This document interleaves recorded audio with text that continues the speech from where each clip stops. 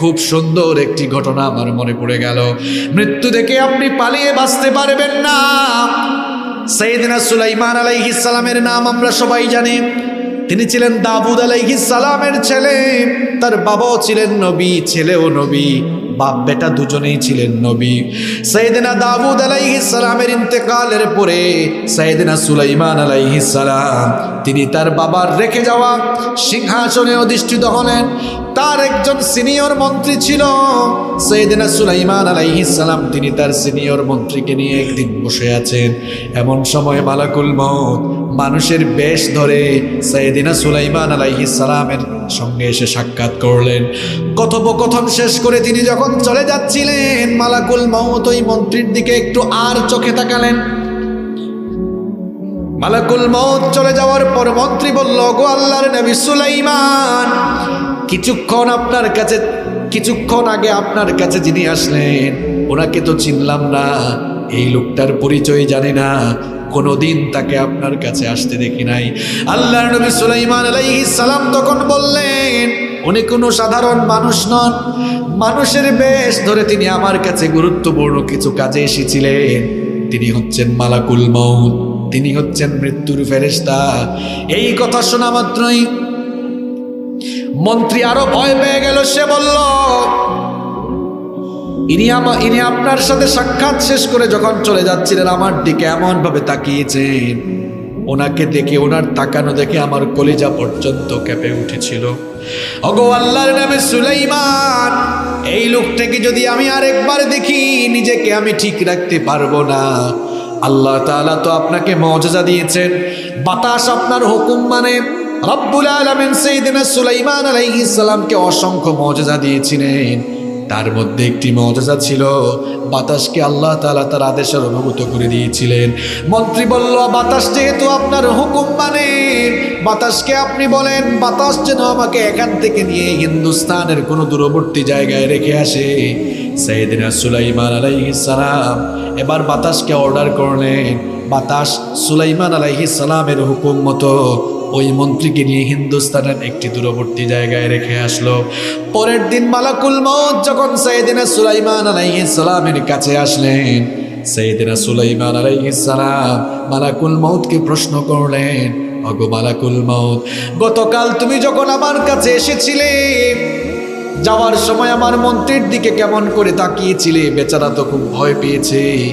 সুলাইমান আলাইহিস সালামকে এবার মালাকুল মউত জবাব দিল, ওগো আল্লাহর নবী সুলাইমান, যখন আমি আপনার সঙ্গে সাক্ষাৎ শেষ করে বিদায় নিচ্ছিলাম, লোকটাকে আপনার কাছে দেখে আমি বড় অবাক হয়ে গিয়েছিলাম। কারণ আপনার সঙ্গে সাক্ষাৎ শেষে পরবর্তী শিডিউল ছিল, আল্লাহর হুকুম ছিল এই লোকটার জান যেন আমি হিন্দুস্তান থেকে কবজ করি।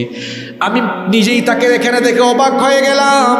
কিছুক্ষণ পর যার রূহ হিন্দুস্তান থেকে কবজ করার কথা, সে এখন আপনার কাছে কি করে, টাইম মতো আমি গিয়ে তাকে সেখানে পাবো কিনা, এই জন্য অবাক হয়ে আমি তার দিকে তাকিয়েছিলাম। এই কথা শুনে সুলাইমান আলাইহিস সালাম তখন বললেন, আহারে আমার মন্ত্রী বেচারা মৃত্যুর হাত থেকে বাঁচার জন্য হিন্দুস্তান পর্যন্ত গিয়েও তো কোনো লাভ হলো না, মৃত্যুর হাত থেকে বেচারা রেহাই পেল না। কি বুঝলেন আপনি? মৃত্যু এমন একটি বিষয়, এটা থেকে আপনি পালিয়েও বাঁচতে পারবেন। আপনার নামে মামলা হলে পালিয়ে পালিয়ে বেশ কয়েকদিন থাকতে পারবেন, কিন্তু মৃত্যু চলে আসলে যেখানেই যাবেন মৃত্যু ওখানে ধরবেন। কেন আমি মৃত্যুর কথা বলছি? কারণ মৃত্যুকে যারা ভুলে গিয়েছে, গুনাহের সাগরে আজ তারা গা ভাসিয়ে দিয়েছে। যদি মৃত্যুর কথা স্মরণ থাকতো, মানুষের উপর জুলুম করতো না। মৃত্যুর কথা যদি স্মরণ থাকতো, তাহলে অন্যায়ভাবে মানুষের উপরে হামলা মামলা দিত না। এই মৃত্যুর কথা আমরা ভুলে গিয়েছি বলে অন্যায় পাপাচার অবিচারে আমরা নিজেদেরকে লিপ্ত করে ফেলেছি।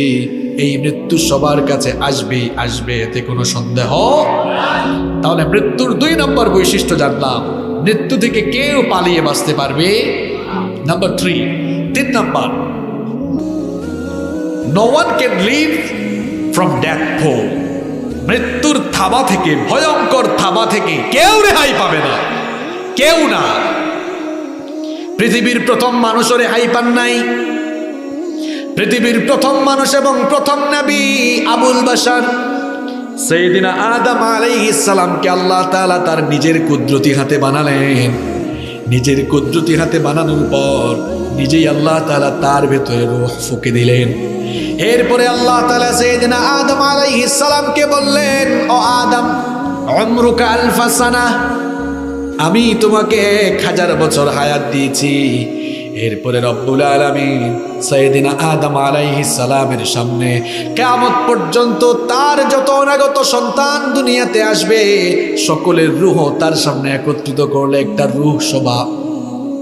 রূহ সভার আয়োজন করলেন।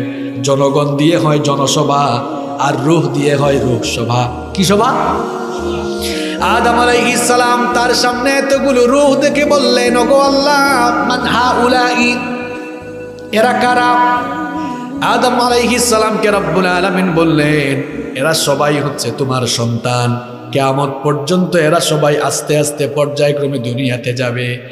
আদম আলাইহিস সালাম খুব খুশি হলেন। সবগুলো রূহের দিকে তিনি নজর দিলেন। হঠাৎ করে একটা রূহের দিকে তার নজর গেল। তিনি বললেন, মান হাদা, ওগো আল্লাহ, এটা কে? এর পরিচয় আপনি আমাকে দেন। আল্লাহ তাআলা বললেন, হাদা ইবনুকা দাউদ, এটা তোমার ছেলে দাউদ, আমি তাকে নবী বানাবো। এবার আদম আলাইহিস সালাম আল্লাহ তাআলাকে বললেন, ওগো রব, আমার ছেলে দাউদকে তুমি কত বছর হায়াত দিয়েছো? আল্লাহ তাআলা বললেন, 60 সানা, আমি তাকে 60 বছর হায়াত দিয়েছি। আদম আলাইহিস সালাম তখন বললেন, ওগো রব, তুমি আমাকে 1000 বছর হায়াত দিয়েছো, আর আমার এত সুন্দর ফুটফুটে সন্তান আমার ছেলে দাউদকে তুমি মাত্র 60 বছর হায়াত দিয়েছো। ওগো রব, আমার হায়াত থেকে 40 বছর মাইনাস করে আমার ছেলে দাউদকে আরো 40 বছর বাড়ায়া দাও। এখন ছেলের জন্য বাপ অ্যাপ্লিকেশন করেছে, কবুল করেছেন কি? আদম আলাইহিস সালামের হায়াত থেকে এবার 40 বছর কাটা হলো। 1000 থেকে 40 গেলে থাকে কত? 960। আর দাউদ আলাইহিস সালামকে আল্লাহ 60 বছর হায়াত দিয়েছেন। 40 বছর যুগ হলো, কত হইল? আদম আলাইহিস সালাম দুনিয়াতে আসলেন। 960 বছর বাঁচার পরে মালাকুল মউত হাজির হয়ে গেলেন। মালাকুল মউত এসে বললেন, ওগো আল্লাহর নবী আদম, মৃত্যুর সময় চলে এসেছে, আমি আপনার রূহ কবজের জন্য আপনার কাছে এসেছি। আদম আলাইহিস সালাম বললেন, এখনো টাইম হয় নাই, এখনো তো টাইম হয় না। আমাকে তো আল্লাহ বলেছেন, উমরুকা আলফা সানা, 1000 বছর তোমাকে হায়াত দিয়েছি। মালাকুল মউত বললেন, আপনি কি ঘটনা ভুলে গিয়েছেন? আপনি যে আপনার ছেলে দাউদকে 40 বছর দিয়েছিলেন, মনে নেই আপনার? কয় না, আমি দেই নাই। আমরাও দেখবেন অনেক সময় অনেক কাজ করলে ভুলে যাই, আমরা বলি করি নাই।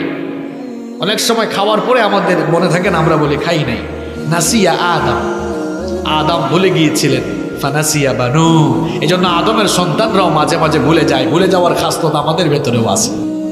মালাকুল মউত বললেন, না, আপনি দিয়ে ফেলেছেন। আদম আলাইহিস সালাম বললেন, আমি দেই নাই। দুইজনের এবার ঝগড়া শুরু হলো। মালাকুল মউত আল্লাহর কাছে গেলেন, বললেন, ওগো আল্লাহ, আপনার বান্দা আদম তো হায়াত যে দিয়েছে সেটা স্বীকার করে না। আল্লাহ তাআলা বললেন, ঠিক আছে, বাদ দাও, আমার আদমকে আরো 40 বছর বাড়ায়া দাও। যেহেতু তখন স্বাক্ষর সিস্টেম ছিল না, লিখে রাখার সিস্টেম ছিল না, দিয়ে দাও। 1000 বছরে তিনি বাঁচলেন। কিন্তু বলেন তো, 1000 বছর শেষ হওয়ার পরে তিনি কি আর দুনিয়ায় থাকতে পেরেছেন?